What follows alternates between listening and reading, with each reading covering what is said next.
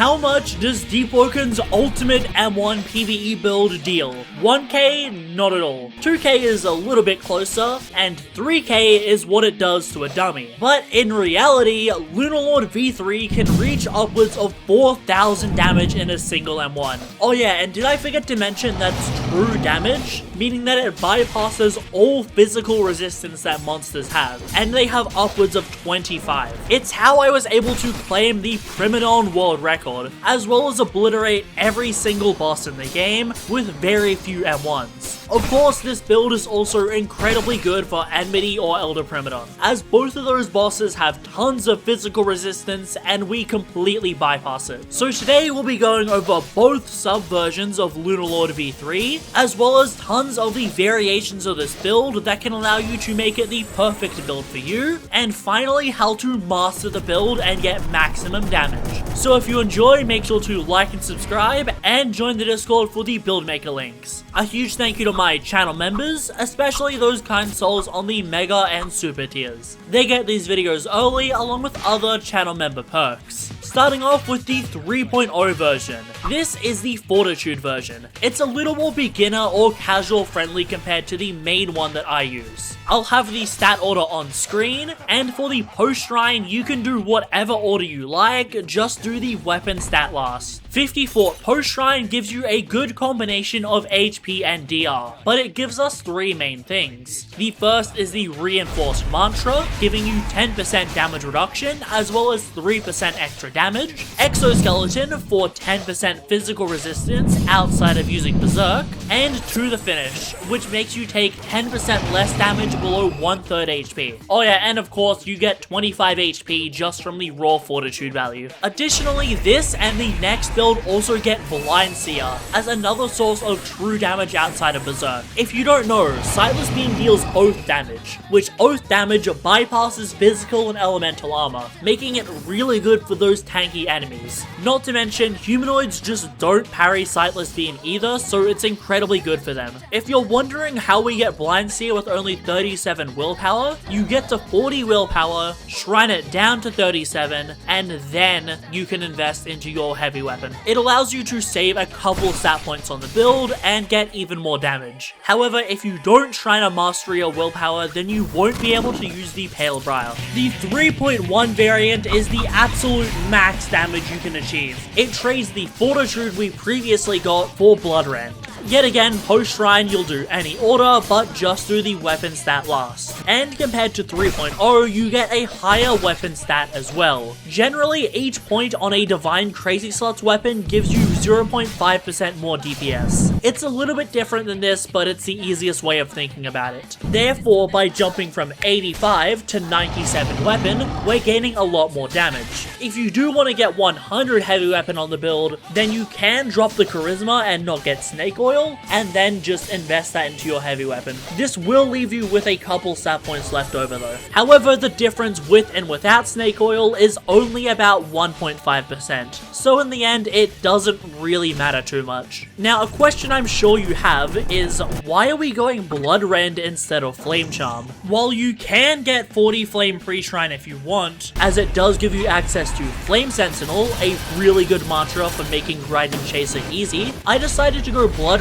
as it's a 15% damage increase to all sources, including Speed Demon. On top of that, it has 100% uptime and works in water. Not to mention, the damage that it deals to you can be reduced with a Deep Storm cast. So I consider Bloodrend's Rush Hour to be a little bit better than Flame Within in certain cases. The main thing that separates version 2 from version 3 is the buffs simply being a lot more optimized for uptime and convenience. Another alternative that you might have pointed out is, why are we not going 20 Shadow Cast? If you don't know, Shade Devour gives you a 25% damage buff for only investing 20 points. However, there's three big issues with Shade Devour. The first is the uptime, as you need to reapply the buff relatively frequently. The second is that it disables Spine Cutter, meaning that we can't achieve absolute maximum damage. And the third is there really isn't anything else we can do with our points. You're just going to be left with getting excess strength, which isn't really going to do anything. So overall, that's why I consider Rush Hour to be one of the best buffs in the game. When you're using all of the damage buffs and have max chain built up, this build can match the power of Sightless Beam, dealing pretty much equal damage to it, which is crazy that M1s are able to match the power of probably the strongest PvE mantra in the game. However, we still go Blind Seer as it has good quality of life, plus Sightless is good for humanoids like I previously stated. I will very briefly mention version 3.3. This is the original concept I had for Lunar Lord v3 and the first build that I progged in the progression. It used level 4 Gale mantras as well as Berserk M1s. However, the M1s were just too strong to justify ever using a Gale mantra. If for whatever reason you do want to play a hybrid between mages and M1s, the option is still there. Also, I will post alternative versions of Lunar Lord that go medium and light as well. Now for some general info that applies to all of the builds. For your weapon, you'll be using an Evan Spear that you'll roll into a Divine weapon. As for what crazy slots weapon you want, either Divine Axe or Divine Greatsword is fine, although Greatsword will get you slightly more damage. Your enchant is going to be Astral, as when paired with the Celestial Boots, you gain 25% extra damage, bypassing the damage cap. However, this will require you to grind 2 Astral Enchant Stones and 2 Star Boots. So if you don't have it, you can use Grim or Providence Stones as a placeholder, but definitely get Astral as soon as you can, as it is a huge buff. Your armor is either going to be Ignition Deep Delver or Tide Knight. Tide Knight is a sort of way of getting around the Berserk downside, as if you take too much damage, you'll get a damage and defense buff, as well as become unknockable. Whereas Tide Knight is just generally good, giving you a lot of resistances and the ability to parry perilous attacks. Fun fact, Tide Knight was the original gimmick of Lunar Lord v1, where the goal was to take as much damage as possible to proc it. I'll have a list of all of the mantra mods in my Discord, just because I can edit a list in post if the meta ever changes, but I can't edit a video in post. Now let's move on to what modifications you can make to the build. Starting with the Oath. The base Oath, as previously discussed, is Blind Seer, Sightless Beam for insane damage, Tranquil Circle as a situational way to gain more monster armor, and Mind Soothe as a support mantra for healing people in a game mode like Hell Mode or Enmity. It's just a really good Oath all around. Alternatively, you have Blade Harper. This Oath is actually half decent for PvP, allowing you to pull off combos and land M1s. Not to mention, you also get a way to insta-grip humanoids in Decimate. Plus, Blade Harper is just a really cool Oath. The next is Star Kindred. Sinister Halo is a decent pre-fire mantra, dealing okay damage, but the main reason that you would pick it is the better Star Kindred dashes. Another mod that I previously said was just swapping the Blood Rend for 40 Flame Charm if you want to be able to insta-break all of Chase's jars with Flame Sentinel. It's okay to take a slight damage reduction since you don't need absolutely maximum damage for Chaser. This build easily one-cycles him. Now finally, how do you master this PvE build to gain 4000 damage in M1? If you haven't, go max your Bestiary. I have a guide on my channel out for that. But something that's easy to forget and can result in a lot of damage loss is inhaling a Gale mantra. Wind Passage is purposefully modified to take more ether to make this inhale last longer. As if you don't know, inhale's duration scales with the ether cost of whatever you inhale. Therefore, heavily modifying Wind Passage means that you're going to be proccing Aftercut on your M1s for as long as possible. If for whatever reason Wind Passage is on cooldown, just inhale something like Gale Trap or Gale Lunge.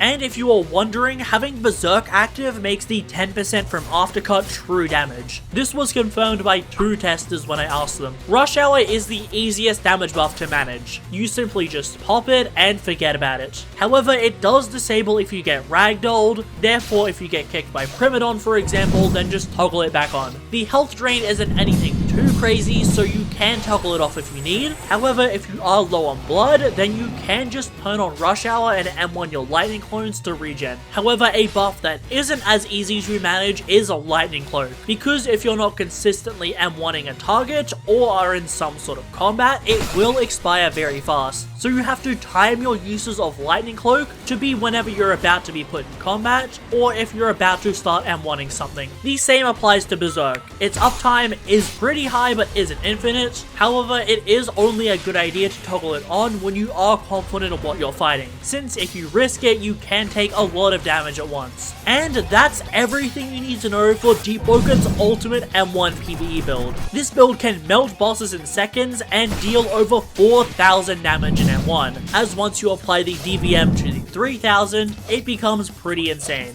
You can easily farm relics with this build, as it can shred through the HP bars of even the strongest bosses in the game. If you enjoyed this video, make sure to like and subscribe, and join my Discord for the build maker links. A huge thank you to my channel members, especially those kind souls in the Mega and Super tiers. They get these videos early, along with other channel member perks. Check out some more PvE content, and I'll see you all next time.